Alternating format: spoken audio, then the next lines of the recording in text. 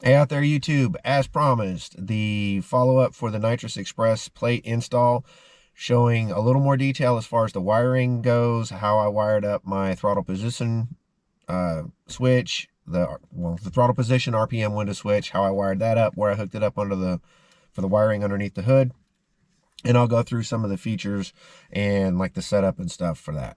So if you like the content, please click the notification bell, like, subscribe, you know the drill, and let's go.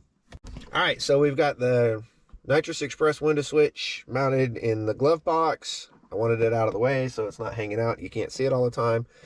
So there you have it. So it's powered to the nitrous actuation switch, so that goes on, and so does that. And then it goes through its boot sequence. So you've got the RPM, so you've got your tach signal. Right now it's set it, the car's not running, so I don't have a tach signal, so it's a 0. And the throttle position is at 1%. As I push on the throttle, you can see where it changes. And we'll go through under the hood how I wired all that stuff up. But for now, just the options. So the select, plus and minus buttons here, so you can go through the different modes. I've got RPM or throttle position switch to set it to for nitrous actuation. I run both so that I can be at wide open throttle at a particular RPM and have the nitrous actuate.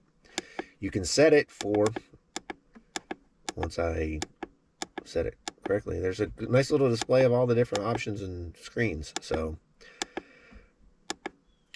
if you're gonna, once you go, you select, obviously that changes the different areas, setting, whatever, and then the plus minus changes your settings. So you've got RPM and throttle position switch only, RPM only, or both.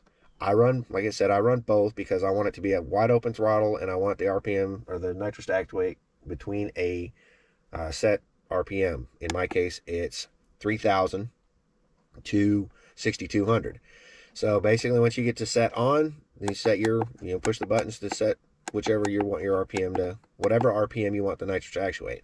Nitrous Express recommends a minimum of 3,000 RPM so that you have enough engine speed and enough air coming through the intake so that it's not just, you don't wind up with a pure blast of nitrous, or at least there's enough engine speed for it to actuate and actually burn and not cause any problems. So I've got it set it on for 3,000. And in my case, I've got it set to kick off at 6,200. My red line 6,400, and Nitrous Express recommends a couple hundred RPM below that. Same thing if you want to just change whatever the settings are. Then the next one is set your wide open throttle. So for this, if you push the button, it'll reset. Mat the floor, and then hit it again, and then now it's set. Sets your wide open throttle voltage. And then for idle, same thing, set for idle, and then just hit there. Just don't touch the throttle, and then now that sets the range. The throttle voltage runs between 0 and 5 volts, or ballpark 0 to 5 volts. And this will actually set, like in my case, it runs from 0.7 to 4.2. That sets the entire throttle range.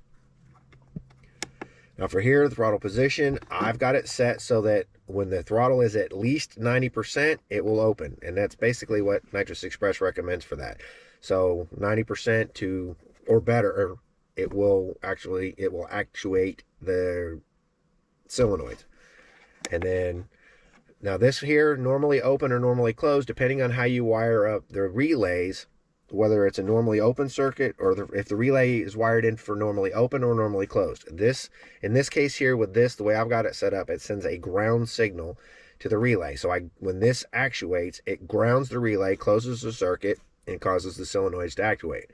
If you switch it to normally closed, now the nitrous, it's going to open the window.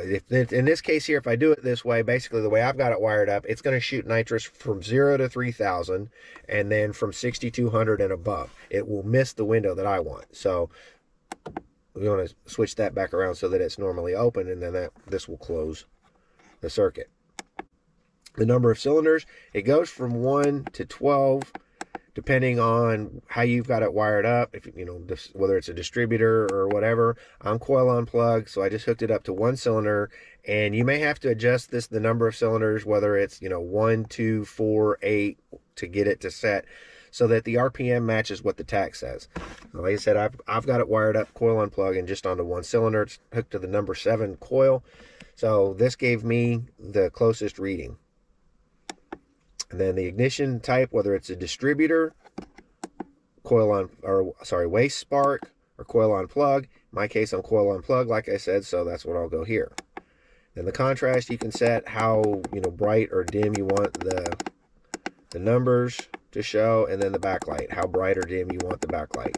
In this case, it really doesn't matter for me, because it's in the glove box. So the RPM filter, it's got a signal in it, or it's got a filter in it, so it will actually clean up the ignition signal so that it's not getting interference, so you don't have to worry about your tach fluctuating or whatever for this thing. In my case, I've got it on.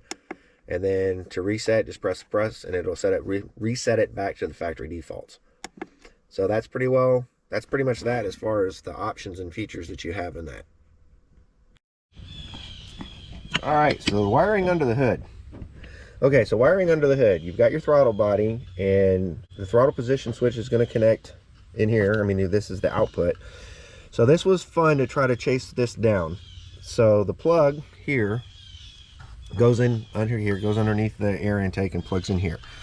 So which wire do you actually connect to? So if you come through here, if you're looking at the plug here, pull it off where it would actually connect, and then to unhook it, basically you just push that tab in and it will release off of here. So you pull it around, and then looking at the plug from this orientation where the release tab here, you count over 1, 2, 3, 4, 5, the 5th position.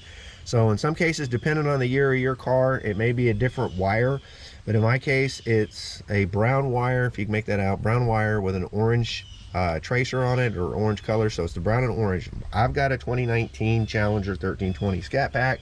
It may be different depending on the year or whether it's a Charger or whatever, but either way, it should be the same regardless of the color. It should be the 5th position. So again, 1, 2, 3, 4, 5, the 5th position from the left if you're looking at the plug from this orientation. So underneath it here, I put a T-tap in it and then hooked in, so that's where I got my throttle position from. And then over here on the other side, this one here, pop these off real quick.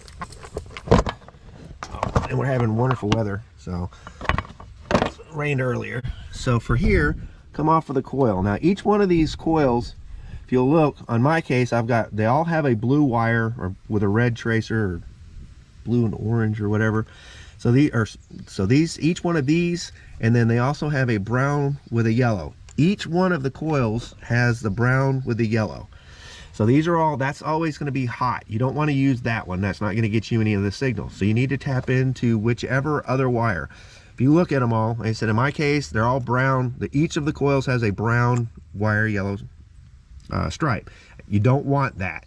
You want to tap into whichever the other one. In my case, I tapped off the number 7, and it was the blue wire with a yellow. This one here looks like blue with a orange or red. So each one of the coils is different, and they fire. Basically, they ground the signal, and that causes the coils to fire. You've got that brown and yellow wire is always hot. Then the computer grounds them out, and that's what causes the coil to fire. It causes a spark plug and ignition. So then I did number 7, and then in my case, the blue wire with the yellow tracer, and then everything ran it underneath the underneath my half cover here. So there's my fuel.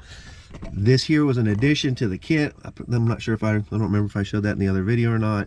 So I tapped off of here and then ran it under. That way it was a shorter run to the solenoids. But that's pretty much the wiring for underneath the hood. Like I said, hopefully that was some help for you guys. One of the other things that I wanted to show, when I showed the initial video, I had a red and blue.